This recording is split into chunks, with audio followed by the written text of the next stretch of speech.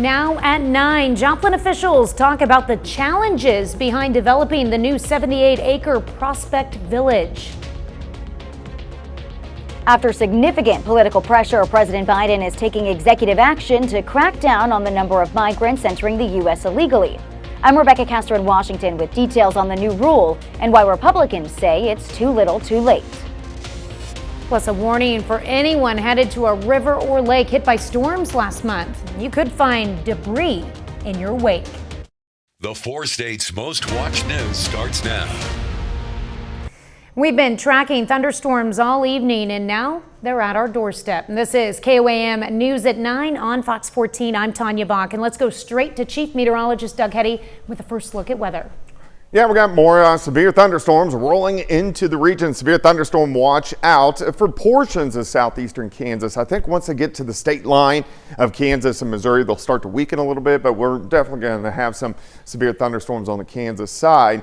You can see a couple severe thunderstorm warnings in our far western counties. These extend all the way down into central Texas as well. But look at this band driving in. The main threat's going to be gusty winds and also some large hail with some of these stronger storms. So here's Chanute, Iola, Yates Center.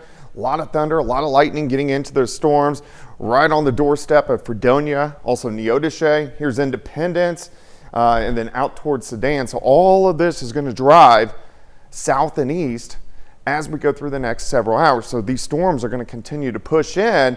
And here's 11 p.m. They should make it into pretty much the metro by midnight, 1 o'clock in the morning. And again, some of those are going to be strong to severe main threat, gusty winds, large hail. We'll be talking more about this here in just a bit. All right, thanks, Doug. Well, the Joplin City Council last night approved the first reading of a proposed multi-use complex. But as KOAM's Amber Jenkins shows us, there's still questions to be answered about the project. Prospect Village is a $375 million complex proposal with plans for housing, indoor arenas, and a grocery store located east of Rangeline Road and south of 20th Street in Joplin. The City Council approved a development agreement with Wusana Real Estate during the first reading. 2 more proposal council readings concerning tax increment financing are planned before the project moves on to the next step. To gain final approval, a TIF plan will need to be developed and presented to the TIF Commission, which is an opportunity for the public to hear at a public hearing the details of the development plan. The project developer, Woodsana Real Estate, is already working on projects in Joplin like 32nd Place. Edwards say funding from the private sector will assist with tax increment financing. There are a number of incentives, public incentives, that are being considered. 2 of them would be CID, so 2 CIDs, which is an additional sales tax increment to help fund infrastructure within the development. And the third incentive is TIF, which is tax increment financing. It's not a tax abatement, nor is it a tax increase, but it does help finance a project of this magnitude. City officials say the proposed project site needs to be developed because of possible contamination. They say part of their due diligence is making sure the site meets environmental standards. Extremely challenging piece of property to develop. The EPA has had that property under monitoring, and there's a need for remediation there to make the site safe. The developer's committed to having a safe development, and we'll have to work closely with the EPA to make sure that all those standards are satisfied. This takes a lifeless piece of property and turns it into something that benefits the whole community, brings in outsiders, that fills up our hotels, fills up our restaurants, and that generates a lot of extra sales tax for the city. The Joplin Area Chamber of Commerce, along with others in the community, are expecting more information at future City Council meetings. There's a lot of questions that remain to be answered. Number one, how big is the sports complex going to be? How much utilization will the average public be able to just go in and, for example, will there be a walking trail inside? Reporting in Joplin, Amber Jenkins, KOAM News. Now, a second reading for the TIF proposal will happen at the next City Council meeting on June 17th. Family and friends paid their final respects to Davy and Natalie Lloyd today in Neosho, Missouri. The pair had worked as missionaries for just over a year, serving for the group Missions in Haiti. Less than 2 weeks ago, gang violence in Haiti took the life of the young couple. The Lloyds were laid to rest today at the Bible Holiness Assembly Church, the same church they were married in. Natalie Elizabeth Lloyd is the daughter of Missouri Representative Ben Baker. KDOT reminds the public they have just under 2 weeks to participate in an online survey concerning plans for US 69 in Crawford County. The project is a corridor study to evaluate the current and future needs of the highway. KDOT has also conducted public hearings to discuss the highway proposal. You can participate in the online survey through June 17th. Just go to our website, KOAMnewsnow.com. A warning tonight for anyone going to streams and lakes hit by storms last month. The U.S. Army Corps of Engineers says boating could be dangerous, especially at a couple of North Arkansas lakes, because of debris. Hayden Savage reports. When the temperatures warm up, many take to the lake to cool off. We love seeing folks come out here and enjoy the resources that are available to them, but we want them to go home at the end of the weekend. And after last month's tornadoes, those on the lake need to be careful of what might be in the water with them. There's obviously going to be a fair amount of debris in the lake. That can be both natural and man-made. We had reports of damaged boat docks. Of course, we had tree limbs and trees in the lakes. The Corps said last Sunday's storm strung abandoned boats, debris from marinas and homes, and natural debris across parts of the lakes, which some boaters moved ashore. We've heard reports of folks taking upon themselves to get things out of the lake and at least pulled up to the shoreline. And Edwards said that is something boaters can do if they do it safely. But if it's something too large or dangerous to move, call the Corps. Let us come out there and take care of those things. With the events that we've had the last couple of weeks, we've been getting some of those phone calls. Now, a week after the storms, most of the debris has been removed, but it's always a good idea to be on the lookout for pieces that might have just resurfaced or haven't been found yet. A lot of times, the obstructions will be right at the water surface, hard to see a lot of times, and so we encourage to have a spotter looking out for those things. And on top of wearing life jackets, if you're boating, make sure your kill switch is working. If people have those kill switches not only hooked up to themselves, but hooked up properly to their boat, and in the event that they get thrown overboard, that kill switch is gonna kill your engine. Also, if you're out boating on any lake, it's always much safer when you do it in the daylight, and you have a better chance to spot debris before it's too late. Well, coming up, an online battle. Kids' mental health across America is suffering due to social media. Now New York is taking a stand. I'm Connor Hansen with details on new legislation coming up.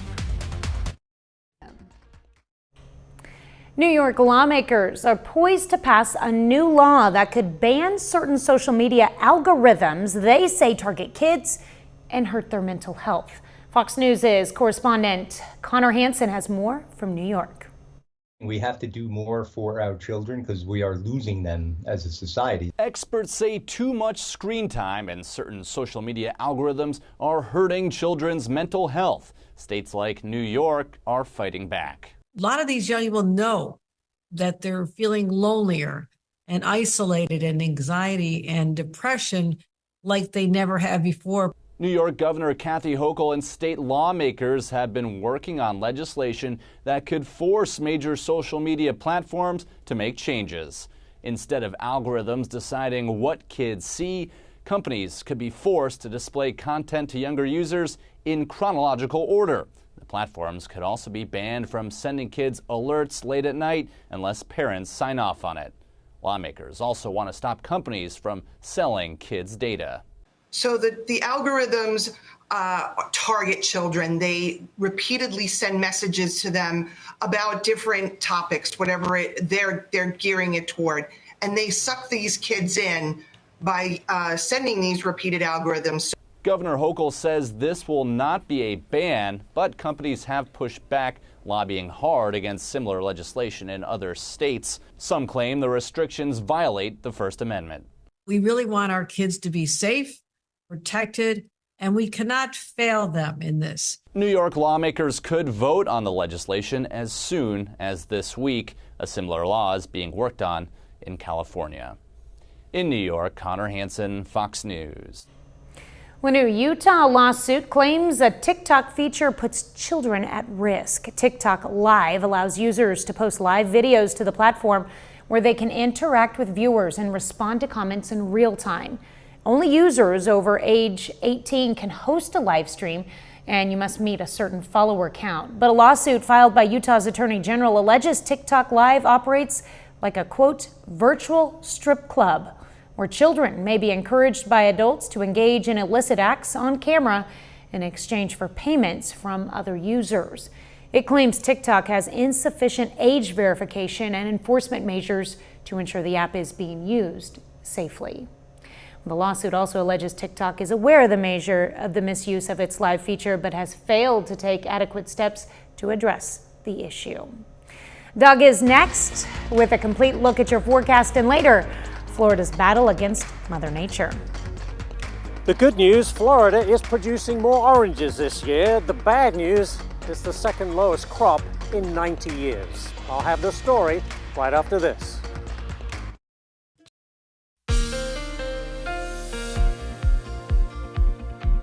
Well, of course, another round of showers and thunderstorms rolling into the region as we go through the next several hours. Most of us are still dry, but thunderstorms picking up in our western counties. Looks pretty good. Cornell Arts and Entertainment Complex Tower Cam.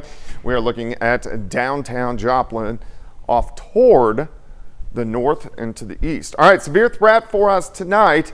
Kansas, Oklahoma, into southwestern Missouri. Once it gets into our eastern counties, the threat will really start to drop. So it's mainly the next 3 or 4 hours, especially on the Kansas and the Oklahoma side. But you can see severe thunderstorm watches out now, including Nevada through Joplin all the way down into McDonald County, and then watches out across Oklahoma and also southeastern parts of Kansas. But here's our band. Showers and thunderstorms. The main threat tonight is going to be gusty winds and large hail. So some of these storms are going to produce winds kind of 60 upwards to 65 miles per hour. And also some of these storms are going to produce a quarter-inch hail, maybe even a little bit bigger than that. Let's go ahead and zoom in. Here's Fort Scott. So let's go over into Allen County. So Bronson over toward Iola. Very strong storm right below severe limits. Showers and thunderstorms ongoing for Woodson County. So this is Yates Center. And then if we track a little bit farther south, now getting into Fredonia, also Neodesha, right on the doorstep of Chanute as well. Severe thunderstorm pulling out of Elk and then northern parts of Chautauqua County, and then also Independence, Coffeyville, Caney. Also, all of this is right on your doorstep. So this is going to be plowing in as we go through the next several hours. But again, once it gets to that Missouri-Kansas state line, then we'll start that trend for a weakening across the region. But here's our upper level wave causing this, so you can see rain really from Minneapolis all the way down to Oklahoma City. Let's go through time. Over the next hour or two, this band drives south and east. So this is going to be about 10:30, 11 o'clock, and then getting into southwestern Missouri. So by 11:30, midnight, and then as it pushes south and east through southwestern Missouri, we'll start to see that weakening trend. So here's about 1 or 2 o'clock in the morning, and then as we go through the rest of the night, all these showers and thunderstorms, they roll right out of the region. Rainfall amounts, a lot of areas are going to pick up a half an inch, maybe 3/4 of an inch. We'll just have to see where those heavier bands of showers and thunderstorms are really set up as we go through the overnight hours. Once we get rid of these, tomorrow looks pretty good, so we're going to stop at the noon hour, sitting into the upper 70s. And once we get into the afternoon, most of us 82, 83, 84 degrees for afternoon highs. Tomorrow night, clear. We're going to drop back, lower 60s. Thursday looks pretty good, warming up a little bit more as we go back into the mid 80s for highs. All right, so showers and thunderstorms tonight. Should mainly be out of here by 1 or 2. 83 tomorrow, 83 Thursday, 85 on Friday. Thunderstorm chances moving back in as we head into the weekend. I'm sure everyone will be excited to hear when they can go to bed tonight. Yeah, there you go. All right, thanks, Doug. Well, the price of orange juice is hitting an all-time high. It's thanks to things like disease, weather, and of course, supply chain troubles. Fox Business correspondent Ashley Webster is at an orange grove in Florida with more. If you like orange juice with your breakfast, I don't have to tell you how expensive OJ has become. In fact, the numbers are remarkable. Look at this, a 12-ounce can of OJ. The national average retail price is $4.27. That is up nearly 83% since January of 2021. The reason? Well, a number of factors. We have hurricanes, we have freezes, and of course we have the greening disease, which has really hit these crops very, very hard. Another example of how hard, take a look at this number. Florida orange production is down 92% since 2003-2004. So you would think that the lack of oranges is pushing the prices higher. Therefore, those people who are growing the oranges are making out like bandits, right? Well, let's ask Glenn Beck of Beck Brothers, who's been a long-time orange grower here in Florida. You're doing really well, right, Glenn? Absolutely not. Oh. It would appear so, but the reason for those elevated prices is a lack of production. And while we may have groves still intact, they're not producing a significant amount of fruit, and the input costs are the same. It costs just as much to take care of a $100 to $200 per acre producer as a $500 to $600 acre producer. A lot of farmers are selling their land to developers or just getting out entirely. Has that ever crossed your mind? To this point, no. I am fourth generation. We have a fifth generation waiting in the wings, so we want to stay engaged as long as possible. Very good luck to you, Glenn. Thank you very much. And just another stat to bring this home. This season, growing season, they're hoping to record around 20 million boxes of oranges. Compare that to the late 1990s when the peak crop here was 240 million boxes. So quite a decline. So if you love your orange juice, continue to pay more and more. That is the message. In Central Florida, Ashley Webster, Fox Business.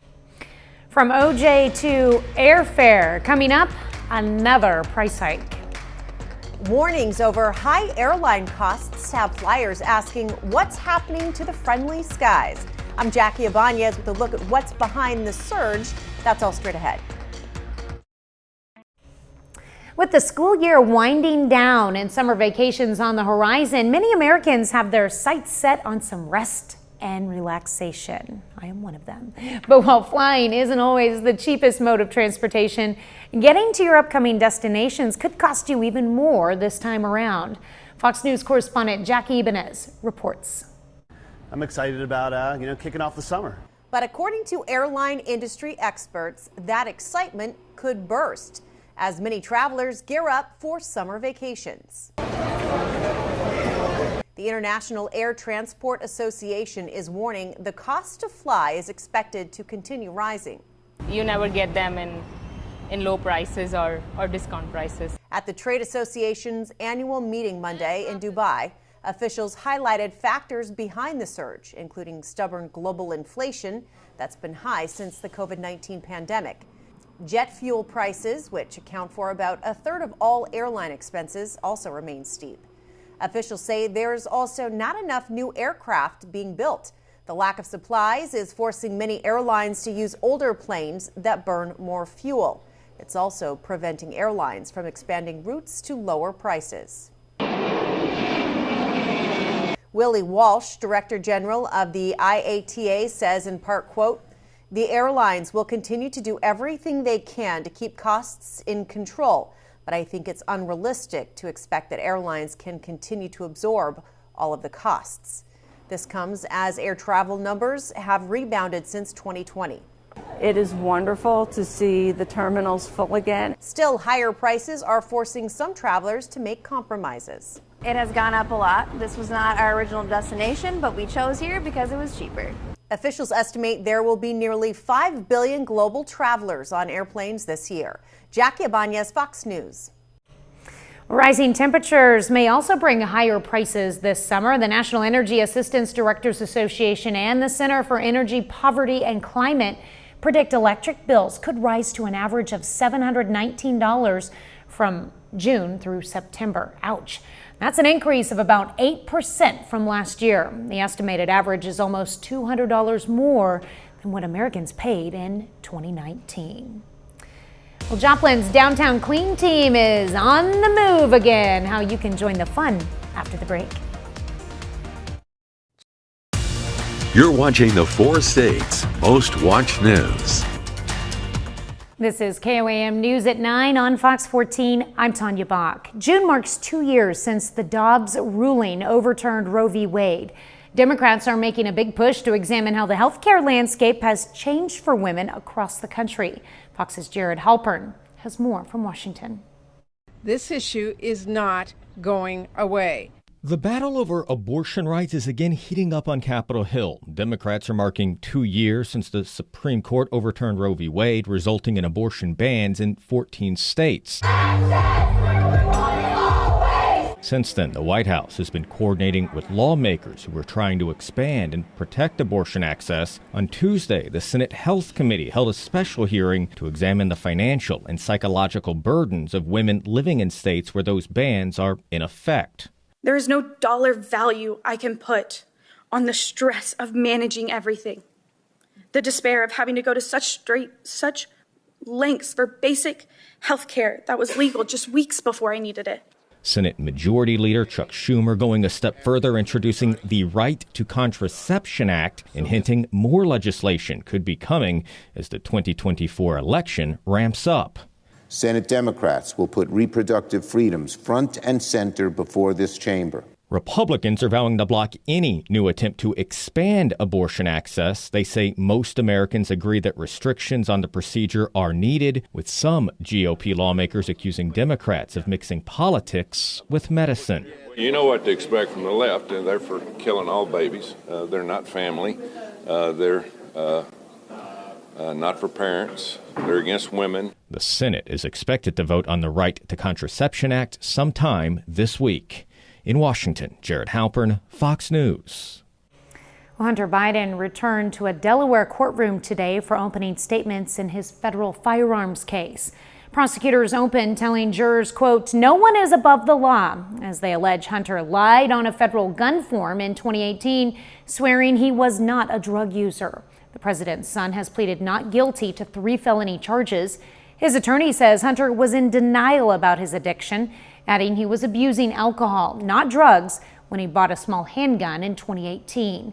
After opening statements, prosecutors called FBI Special Agent Erica Jensen to the stand, who said her job was to tie Hunter's alleged addiction to the period when he bought the gun. Well, after facing significant political pressure, President Biden's issues an executive order to crack down on the number of migrants entering the U.S. illegally. Because migrant encounters are currently high, the border will likely shut down tonight under this new rule. Fox News correspondent Rebecca Castor has the latest. This was the U.S.-Mexico border near San Diego Monday night. More than 200 migrants from countries in Africa, Asia, and the Middle East looking for Border Patrol to start their asylum process, but not before taking selfies in front of the clearly unhindering border wall. I've come here today to do what the Republicans in Congress refuse to do. Take the necessary steps to secure our border. After months of calls to take action on the border, President Biden did just that Tuesday, signing off on an order that will temporarily shut down asylum requests if the average number of daily encounters tops 2,500, which is happening right now. But if an individual chooses not to use our legal pathways, if they choose to come without permission and against the law, they'll be restricted from receiving asylum and staying in the United States. I talked to President Trump this morning, and he says this is a scam and people will see through it. Biden officials say the border will shut down at midnight, but critics are not convinced this action will help. This plan does nothing to stop the asylum abuse, does nothing to stop the parole abuse that this administration has done. This is too little, this is too late, and the American public knows it's too late. Biden's executive order comes as polling shows voters think Donald Trump would handle the border better. But Democrats blamed the former president for stopping Congress from passing new border policy earlier this year. The president is left with little choice but to act on his own. President Biden's executive order will likely face legal challenges. The ACLU has already announced it will be filing a lawsuit. In Washington, Rebecca Castor, Fox News. Well, still to come, the Korean trash war escalates. South Korea threatens a military response after North Korea fights dirty in the ongoing garbage war. In London, I'm Alex Hogan. I'll have more on this story coming up.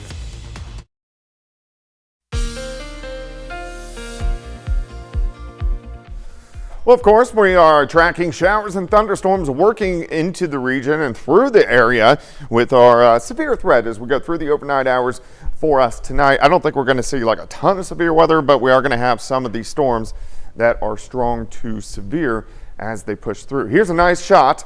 Cornell Arts and Entertainment Complex Tower Cam. So we are looking at downtown Joplin off toward the north and to the east. All right, severe threat all the way into southwestern Missouri. Once you get a little farther east towards Springfield, that threat will start to drop. But we do have a severe thunderstorm watch until 3 o'clock in the morning. No warnings at this present time as all the storms are just right below severe limits. But you can see them plowing south and east and picking up across southeastern Kansas. Even a few little storms starting to fire up ahead of the line. So just south of Pittsburgh, just west of Joplin. Here's Fort Scott. Strong storm, Allen County, over toward Iola, Chanute, and Erie.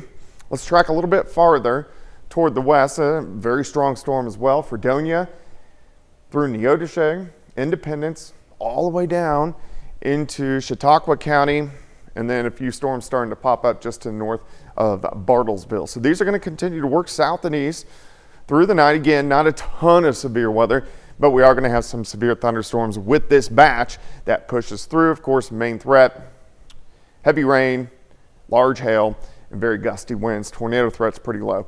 Here's our upper level wave that is passing through, causing this, and we call this an MCS, or mesoscale convective system, or just a big complex of storms. And this is the typical type of thunderstorms that we get once we get into the summer months, June and July. So we're moving out of typical severe weather season, moving into MCS season as we go through the next couple weeks.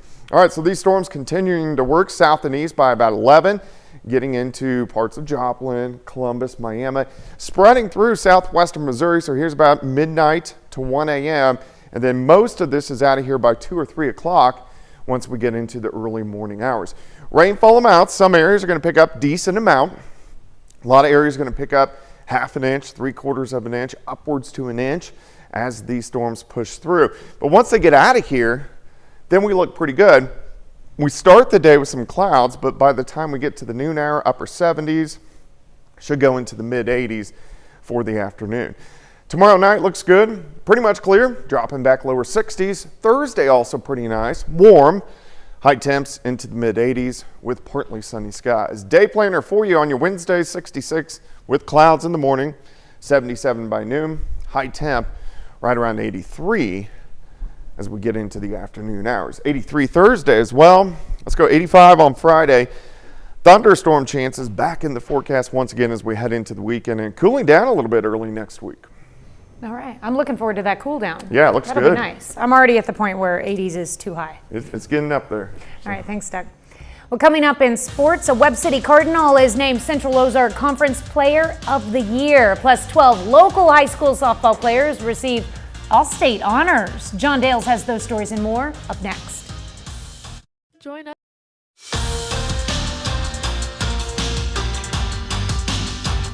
The Kansas Softball Coaches Association releases its 2024 All-State selections today. Several athletes from the 4 states make the list. Starting in Class 3A, the All-State team's loaded with players from Frontenac and Columbus.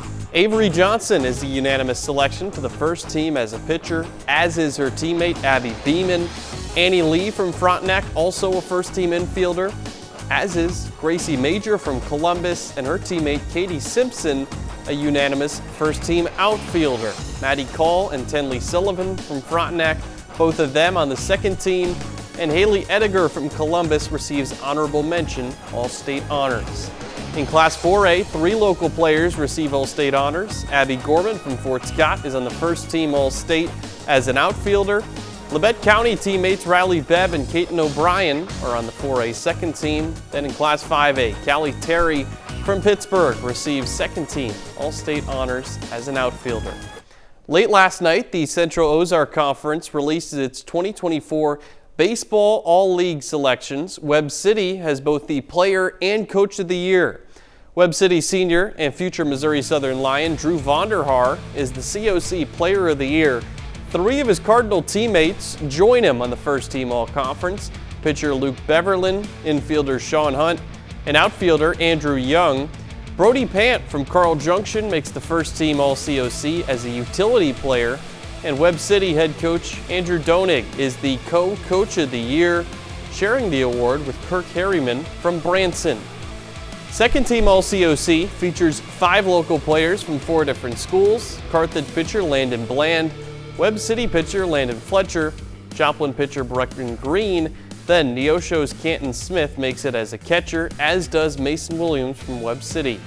Switching gears to collegiate summer baseball, the Nevada Griffins play another doubleheader tonight in Iowa.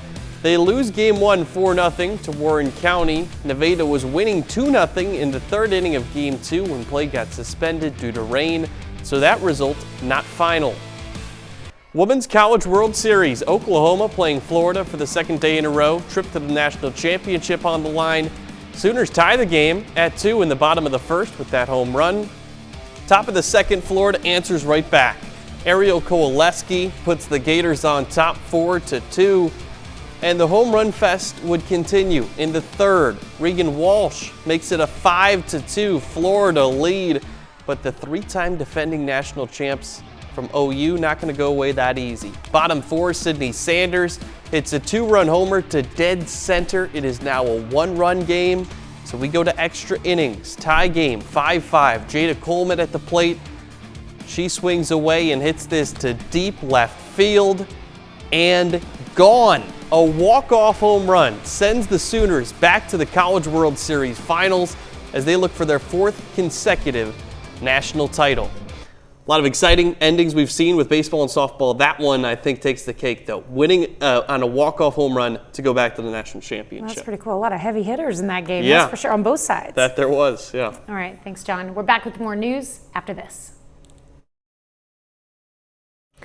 The so-called trash war between North and South Korea took a potentially dangerous new turn today.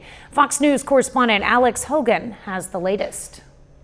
Tensions are on the rise again between North and South Korea, but this time it's not about missiles or artillery fire. South Korea suspending a key military agreement with the North on Tuesday after weeks of garbage-carrying balloons were floated by Pyongyang over the border, littering South Korean towns and cities with manure, cigarette butts, and even dirty diapers. North Korea's launch of trash balloons and GPS signal jamming are absurd, irrational acts of provocation that a normal country can't imagine. North Korea aims to cause anxiety among the South Korean people. In response, South Korea says it will suspend the 2018 agreement banning hostile military activities near the border, allowing its military to resume drills and psychological warfare near the DMZ. North Korea engaged in the provocations, major provocations. We are now responding. We respond firmly to North Korean provocations. But Pyongyang says they didn't start this trash war, and the garbage balloons were a response to South Korea sending propaganda leaflets across the border. Now the world is watching and waiting for the next move from Seoul, while the UN is urging both sides to back off and let cooler heads prevail. We remain deeply concerned about growing tensions on the Korean Peninsula. We encourage all member states and members of this council to seek unity. In addition to the garbage balloons, North Korea has also been test launching rockets and jamming South Korean GPS in the last few weeks. In London, Alex Hogan, Fox News. Venom faces off against a massive alien from his home planet in Marvel's latest anti-hero installment. We take a look in Hollywood Nation. Try burpees. Us Days is back at Set a preset for 96 point. A popular anti-hero returns to the big screen, and a legendary pop singer announces her farewell tour. Here's Fox's Ashley Dvorkin has those stories and more in the Hollywood Nation. Venom returns, Von Furstenberg opens up, and Lauper says goodbye in the Hollywood Nation. Here I go, going down, down, down. Cyndi Lauper is hitting the road one last time. The 70-year-old pop legend announced her Girls Just Wanna Have Fun farewell tour. The 23-city headlining trek is the singer's first run in a decade. It kicks off in Montreal, Canada, October 18th. Lauper's new documentary, Let the Canary Sing, which explores her life and career, premieres today on Paramount+. Adventure of my own life. Diane von Furstenberg looks back in today's First Looks. Hulu released the trailer for Diane von Furstenberg, Woman in Charge, featuring the iconic fashion designer opening up about her life, career, romances, and more. The documentary premieres on Hulu June 25th. We are Sony Pictures and Marvel bring back the popular anti-hero in Venom: The Last Dance. The third and final film features Tom Hardy reprising his lead role, facing off with government agents and a massive alien symbiote from Venom's home planet. The action arrives in theaters October 25th. Eddie. The time has come. In Hollywood, Ashley Dvorkin, Fox News. Well, that's our time for tonight. Thanks for joining us. We'll leave you with video of bears enjoying a picnic at the Oakland Zoo. Have a great night and an even better tomorrow.